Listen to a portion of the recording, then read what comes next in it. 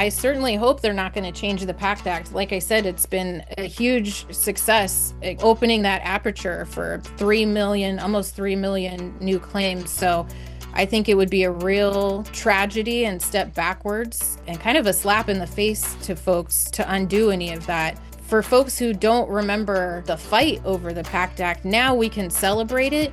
But it took veterans literally camping out on the steps of Congress to get it passed because some folks in the Senate thought it was too expensive.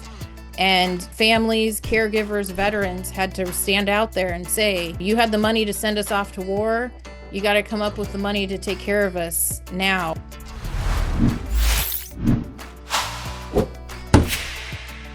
It's time for our favorite podcast, Cut to the Chase. And here on Cut to the Chase, we do what we can to help out the veterans. Everybody wants to help the veterans out. Every administration comes in talking a big game or whatever, but the veterans continue to suffer and not get what they want. If you're a veteran and you're listening today, show is dedicated to you. Maybe you're trying to get your benefits. You heard, people were getting terminated. You ring, the ring, nobody answers the phone. I've decided to bring on the heaviest hitter in this space, Libby Jamison. She's worked with 2 White House administrations on veteran affairs. She's been a dedicated attorney representing veterans and also doing federal employment work for over 2 decades. So she is going to, the rumor was 80,000 VA employees were going to get terminated. Let's just start with that. Where are we at now? Libby, nice to meet you. Very nice to meet you. Thank you for having me on. And yeah, we'll jump right in. The plan from this administration was to originally do a 15% workforce reduction, which was just over 80,000 jobs. And they've walked that back now. The plan is only 30,000 through some attrition, but also through some cuts and reorganizing and all that good stuff. I think 30,000 is still a pretty significant blow to the VA, and we can talk about why, but with some of the new legislation like the PACT Act that is getting folks in through the door who were exposed to toxins and burn pits during their service, there's been a huge surge there. So losing 30,000 jobs is no small thing. And the other thing I would say is it's not just the job loss and the impact on VA's ability to deliver those services, to deliver healthcare. About 30% of the federal workforce is veterans. And then you have quite a few military families, caregivers, especially at VA. So when you're firing them, there's some huge ripple effects in the community there as well, not just on service delivery, but on the financial well-being of those families. So it's a big deal, even with this rolled back number. Gotcha. All right. So I had on my podcast a few months ago, my father, is a vet from the Korean War. He's also an attorney practicing, and he kind of went over his story about veterans benefits that he has struggled over the course of his life to get. He was frontline and behind the front line, got injured or whatever. Back in those days, they didn't give you an exam when you were discharged and, disability rating. So he's had to fight for years to, he fell off a truck and his shoulder's all messed up. He's got PTSD.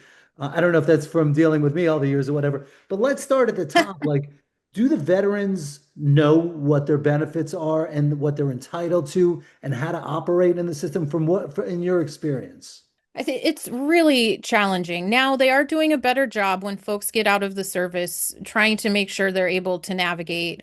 They get a couple days in these courses, but it's the old drinking from a fire hose scenario, right? Where there's so many things coming at you, and it's great. It's good to have a problem that there are too many resources, right? Better than the other way around, but it can still be really challenging to understand what those benefits actually are and how to access them. So I would say in some ways it's improved, but the problem now is kind of weed whacking your way through that mass of resources that they're throwing at you on the way out the door. and trying to figure out, it's not one size fits all. And so what resources make sense for you? Maybe it's more the employment, the GI Bill. There's a lot of other things besides just the disability compensation and the medical care at VA. You have VA home loans, like I said, the GI Bill for education. There's a lot of employment support services. So trying to figure out maybe it's all of them that make sense, Yeah. but trying to figure out which one makes sense for that specific veteran and that family. So what is the easiest way for a vet? And I want to, put this on the show notes or whatever, for them to even see what all the benefits are out there that they might be entitled to. Well, va.gov is a great place to start. And, again, it can be a little bit overwhelming when you start and dive in and see all of the options.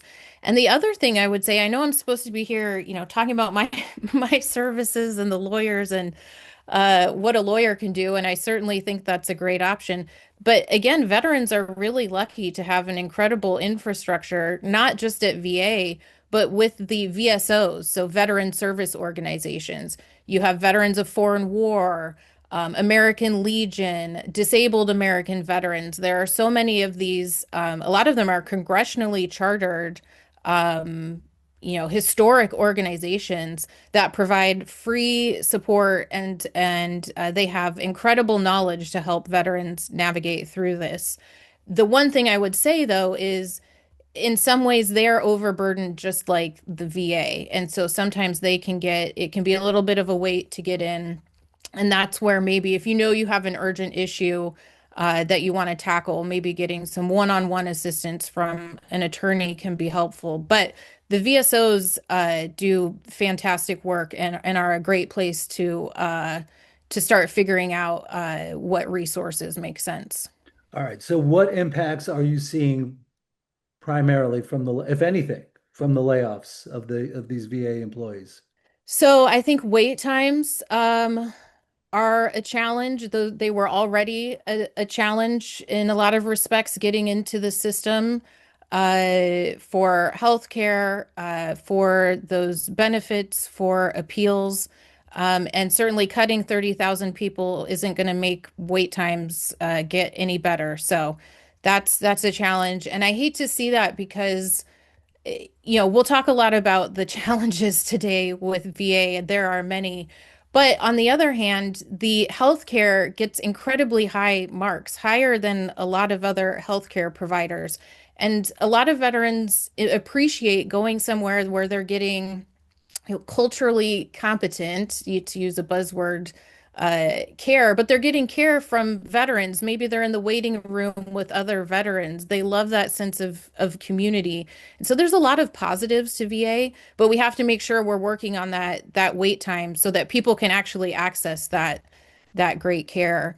I think the other impact that we're seeing, and there's been a lot of reporting about this, is the low morale among VA employees. And it was already hard for VA to be competitive to recruit doctors and nurses from private sector where they're making, handfuls of money.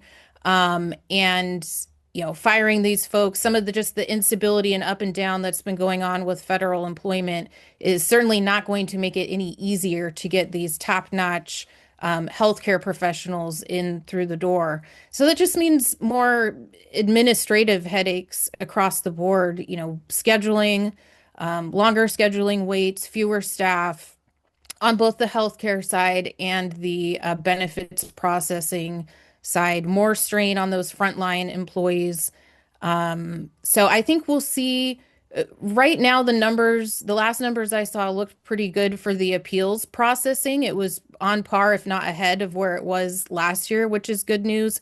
But we'll have to see at the end of the fiscal year when all the numbers come in. And we have more than just the anecdotal stories that we're hearing right now. Yeah, all right. So I cut to the chase. We like to cut to the chase. As an attorney representing veterans, what types of things can you do? I don't want every veteran that has an issue, they're not answering the phone, things are taking a long time, calling you up, but where can you make a difference?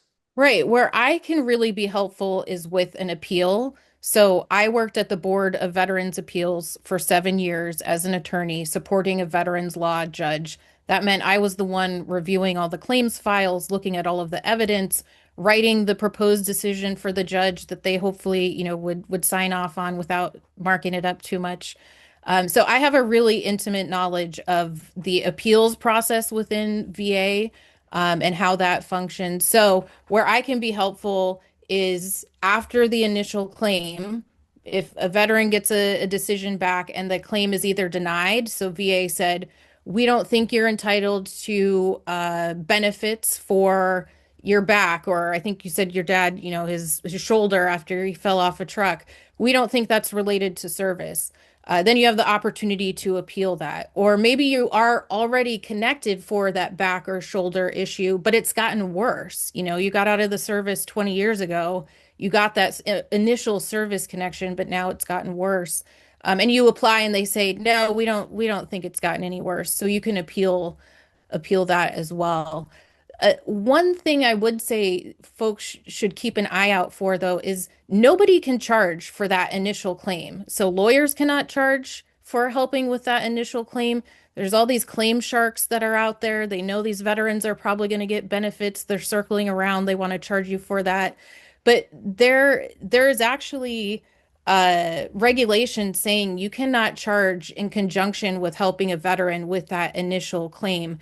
They have access again to these VSOs, American Legion, DAV, VFW, to help. It's only when that appeal or that next level comes in where they should be even looking at potentially paying for assistance.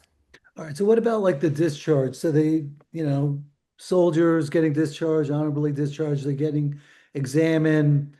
They got ringing in the ears. They're emotionally not with it, and they end up getting a small disability rating, and that's key. That disability rating, believe me, is not only what I learned from my father is he actually in Florida, property taxes are reduced if you're a veteran and you have a disability. So he never knew that for years, and Hmm. he's an attorney. I'm like, what do you mean? What do you mean you didn't know that? So it's kind of, I gather that some states have laws that also, connect with this whole system. Talk about that a little bit. Are there residual state laws, benefits that people might not even know about, like the property tax? Absolutely. Absolutely. It's one of the reasons I encourage veterans to at least look at what they're eligible for. One of the issues in this community is these folks have such a heart for service and they look around and maybe see their buddy who lost an arm or has these mental health challenges and they think, well, he's worse off. I'm not going to waste my time. Or they know the system is tough to access, it's a pain in the butt. I'm not going to bother going through that administrative headache, but they don't realize there is this ripple effect with the benefits like you were talking about, and it can benefit not just them but their families. Some states offer education benefits. I mean, we're talking huge, access to college at a discount, some even free depending on the level of disability. So there's these huge benefits that are out there, secondarily to the actual disability rating that VA gives you. So I always try to stress that with clients, tax exemptions, burial benefits. Nobody wants to talk or think about that, but there are certain benefits that come with that, the education benefits. So for these veterans who think that I don't deserve it or I'm not going to spend my time on it, I tell them a lot of times, think about it's not just you, it's your family who can benefit from this as well. So you really got to do it for them, if not for yourself. Yeah. All right. So how long have you been in the private practice now? So I launched my current firm in November 2024, but I have been in, I was in private practice previously, went into the federal government, been on the merry-go-round a little bit there, but relaunched here at the end of last year. How have you seen have things change aside from the weights, I guess, in a slow system? Is your phone or the calls that you get any different? Like what's trending, I guess, in your world? Well, the calls now I get are from veterans who tell me they were born in 2001, and I'm like, "What? How did you how are you old enough to be have served in the military, let alone be out and, collecting Right. collecting benefits at this point?" But I think it's not to age myself, but yeah, sometimes I see those birth dates and it's a little bit of a gut punch.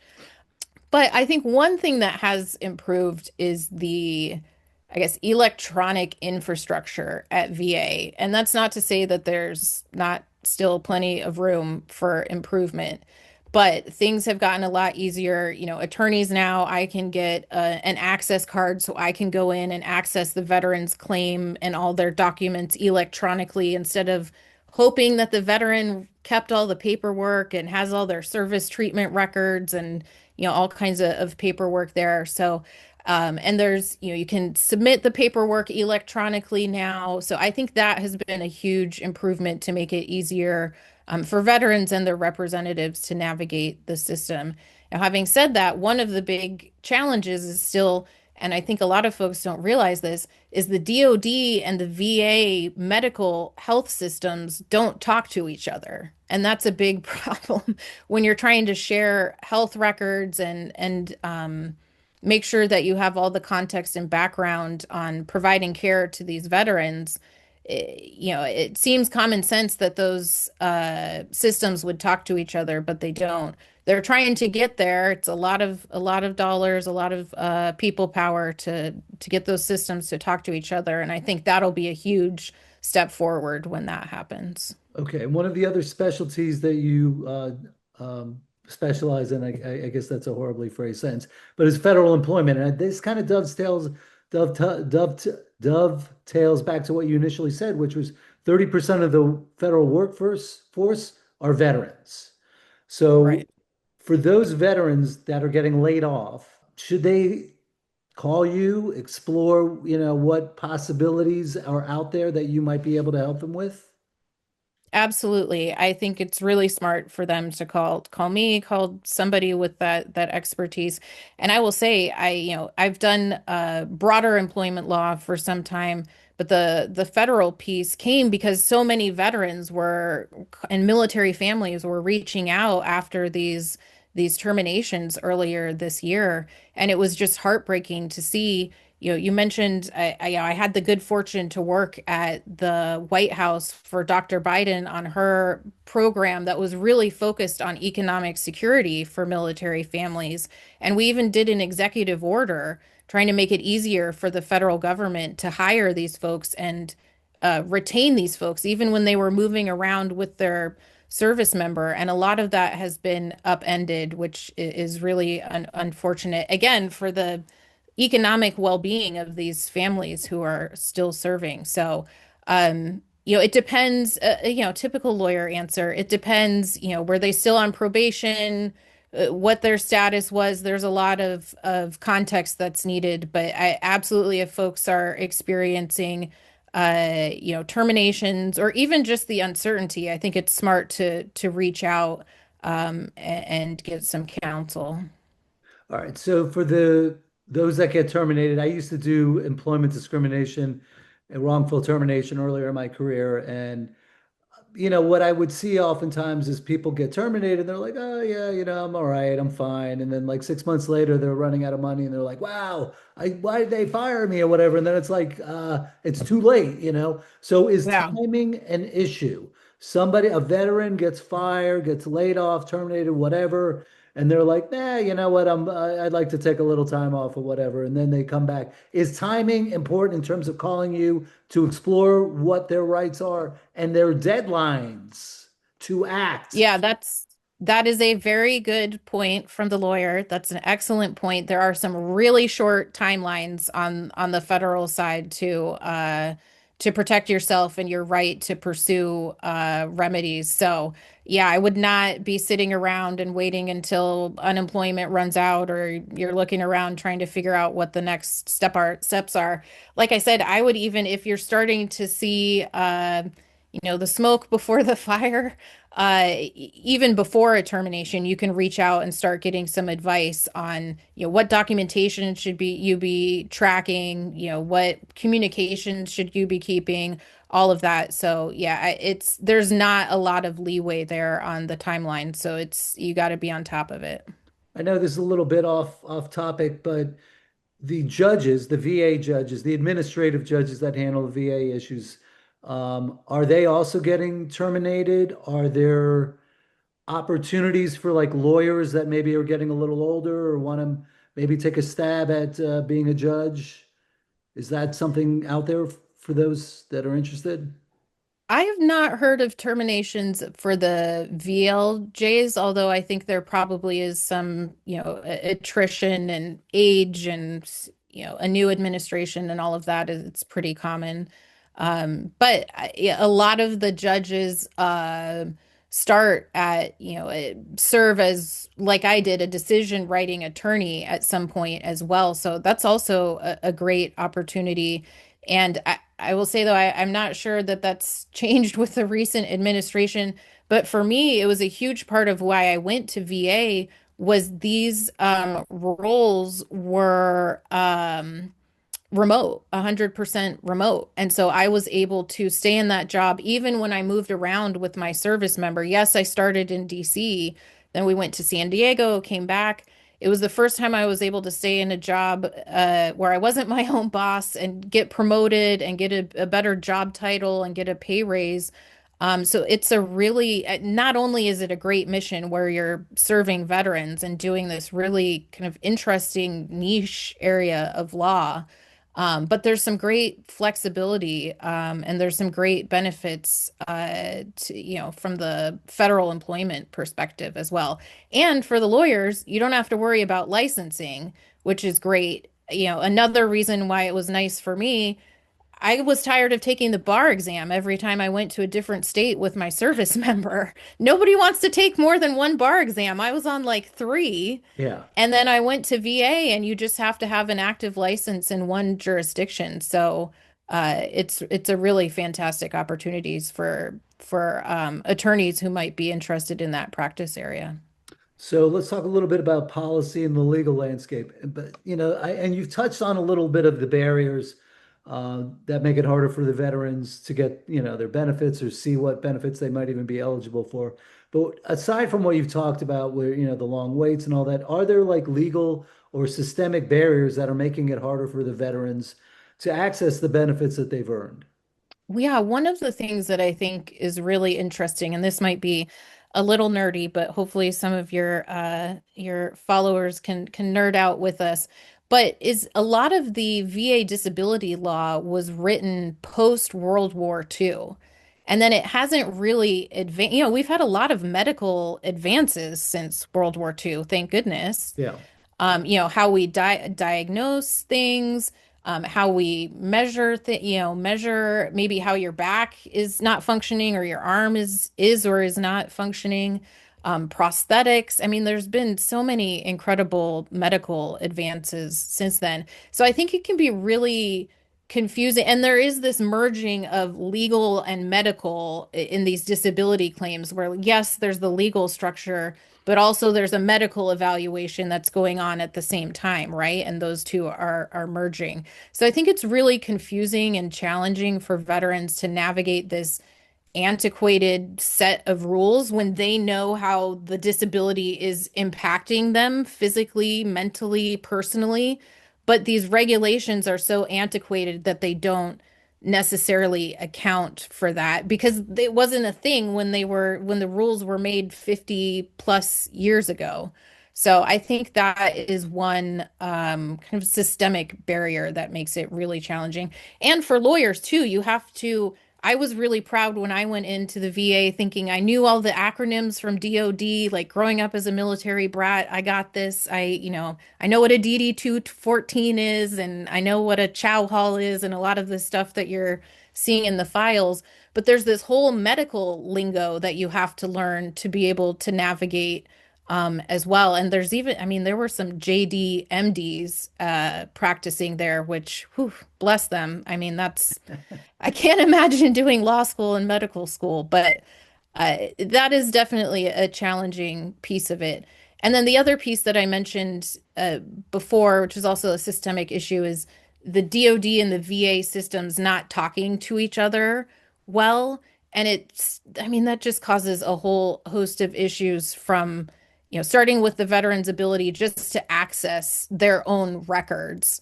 But we're spending a lot of money, putting in a lot of manpower, and I think that's going to change for the better going forward.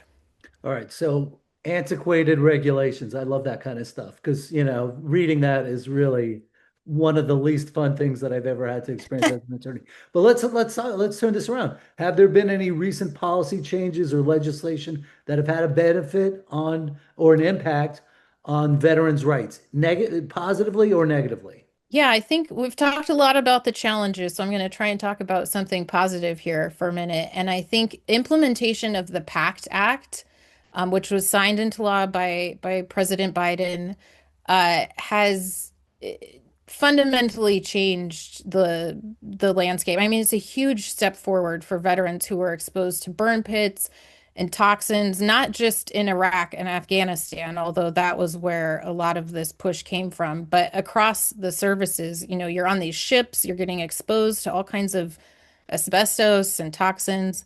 And we saw, maybe I'm not sure which generation your father served, but we saw these Vietnam veterans who had to fight for decades to get recognition from illnesses related to Agent Orange.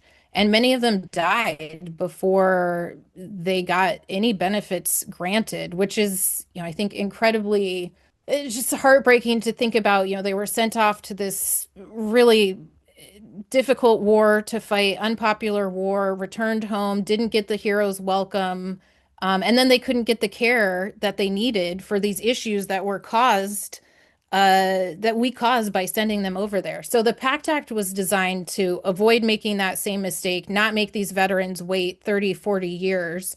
Um, to claim benefits for cancers, respiratory illnesses, all these things that come along with the exposure to these really just disgusting burn pits. And so we've seen a huge surge in claim filings. I think it's up to 3 million now, which you think about in just a few years, it's pretty incredible. And it's a huge expansion of benefits. But that means we need more staff, faster processing, better infrastructure to get through literally millions and millions of more claims than they were processing before. But I think that's a success, um, that we have to that we have to address it. It just shows that the need was really there. So I think that's a huge change in the right direction to make sure we're taking care of these folks the way we should be. All right, and I'm fired up about the PACT Act. I think that there's potential new legislation that's going to impact that. I'm in the Camp Lejeune space, so the Marines at Camp Lejeune getting just horrible injuries from contaminated water. I know you were talking about the ships and the burn pits. So let's just quickly talk about the burn pits. So if you're a veteran from Iraq and you're listening to this, do they even know what we're talking about with the burn pits and this fund, this compensation fund? Oh, I think most folks will know if they were around a burn pit or around toxins. I mean, it could even be, you were there breathing in the sand and the grit and all of that. I mean, who knows what was in a lot of that where you're out in these conditions. So it's not like you had to be face to face with a burn pit, but that's a lot of what was great about the PACT Act is it removed before veterans had to come in and prove, yes, I was at this camp with this burn pit, and it was really difficult. Again, getting access to those records sometimes and proving exactly where you were at exactly this date. And so the PACT Act removed a lot of that by just saying everybody who was here at this date, at this time, it cast a pretty wide net. So, I think folks will know, but if not, they should reach out to a VSO, to an attorney, Tell them when and where you served and find out if you are eligible. And it's not, for the most part, it's not too late. If you've No, been, yeah, no. okay. All right. So, what on the legislative front, what are you hearing about the changes to the PACT Act? So I am not up to speed on that. I certainly hope they're not going to change the PACT Act. Like I said, it's been a huge success, opening that aperture for 3 million, almost 3 million new claims. So I think it would be a real tragedy and step backwards, and kind of a slap in the face to folks to undo any of that. For folks who don't remember the fight over the PACT Act, now we can celebrate it. But it took veterans literally camping out on the steps of Congress to get it passed because some folks in the Senate thought it was too expensive. And, families, caregivers, veterans had to stand out there and say, you had the money to send us off to war. You got to come up with the money to take care of us now. And so I can't imagine those folks who were willing to rally there on the steps and spend the night there are going to be too thrilled about walking it back. Yeah, from what I understand, because I represent a bunch of the Marines in the Camp Lejeune litigation, I think Mm. from what I understand, and I just wanted to run it by you, most of the potential new legislation that's going to affect it, I think, is going to be designed to speed up the Camp Lejeune litigation. There's, Mm. it's, I guess some of the senators are kind of getting frustrated with how long it's taking, but the court system. So let's pre, I only read a couple of articles about what's going on with the ships and the water that they're like providing to the people, the members of the Navy that are on these ships. What is going on? I mean, the story sounded hard to believe. Yeah, the Navy really is, and I say this as a Navy brat and a former Navy spouse, but the Navy has struggled on the waterfront. Also, with the families in Hawaii. I think it was at Red Hill where they had some contaminated water. Obviously Lejeune. So unfortunately, it's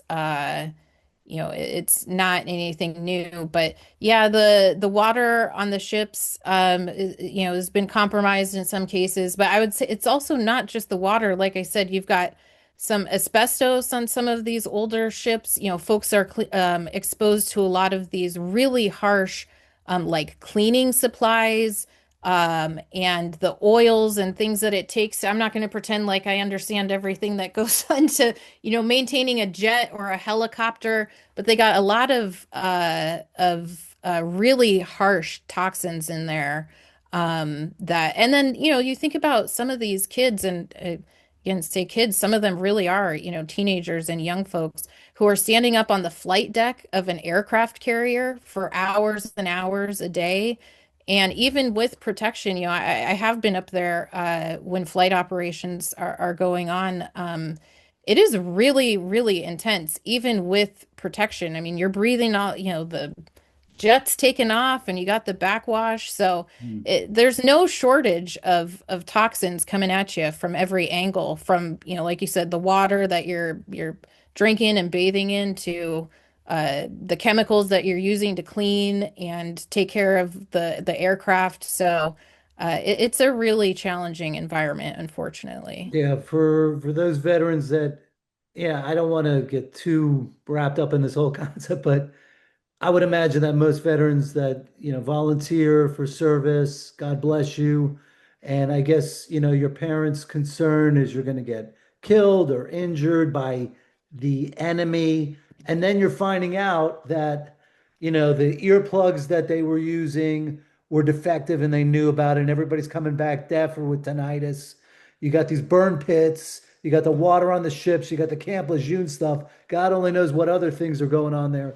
So, I mean, this is just my opportunity to vent a little bit. All right. Advocacy, um, is advocacy helping? Oh, yeah, I think so. I think, like we were talking about with the PACT Act, most people thought it was a good idea. People did not want to make the same mistake that we made with Vietnam veterans, but it stalled due to budget issues, which, again, is understandable. Nobody wants to blow the budget.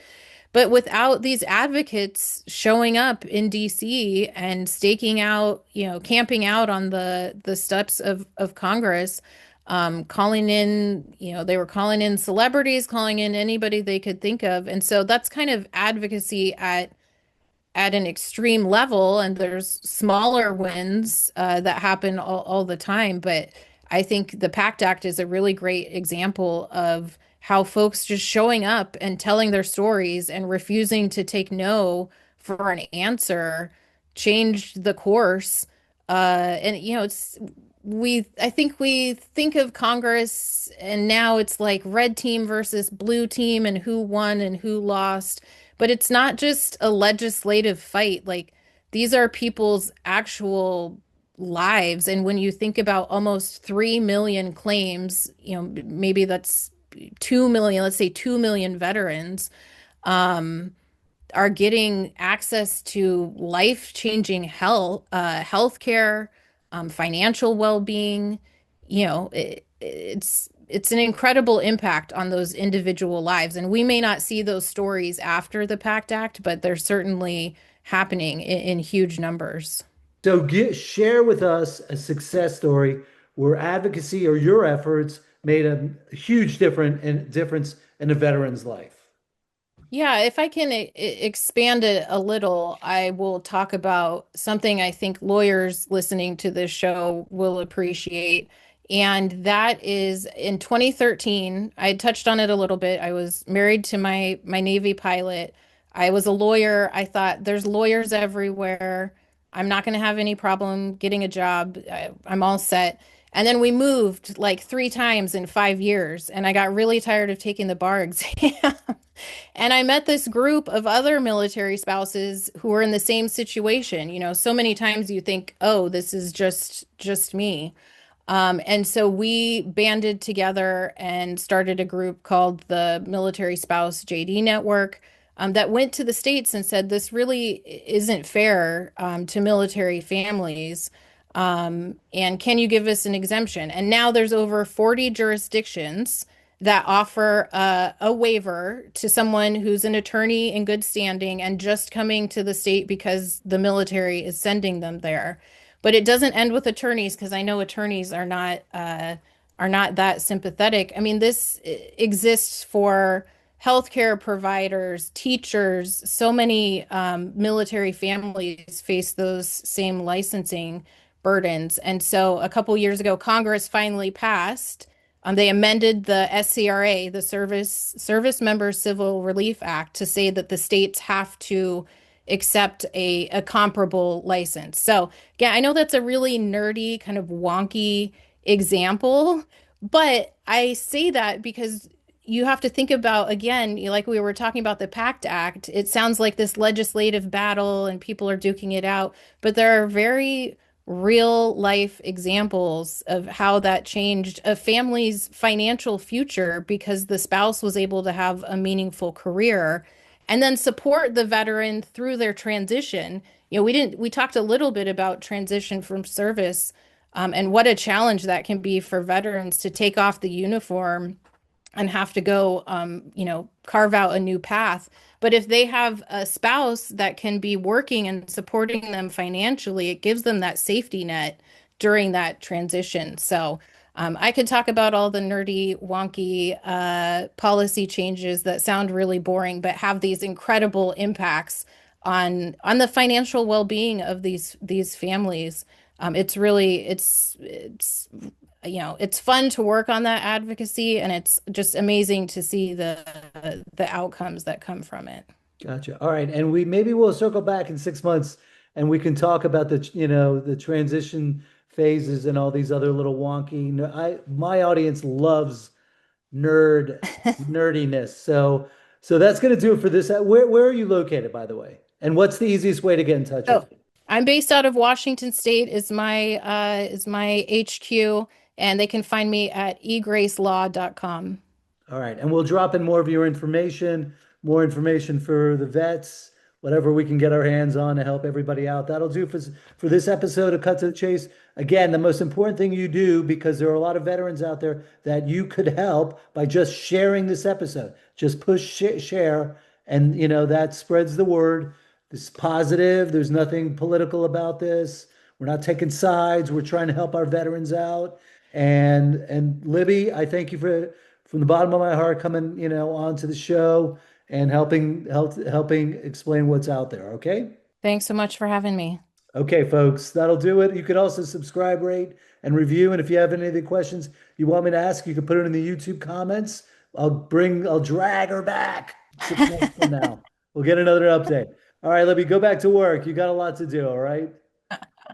All right. Thanks so much. That's all for this episode of Cut to the Chase. But before you go, will you open up your podcast app and give us a 5-star review? You can also leave a comment about what you liked most or other topics you'd like us to cover. And please be sure to subscribe so you don't miss any upcoming shows. Thanks, everybody. Be safe out there.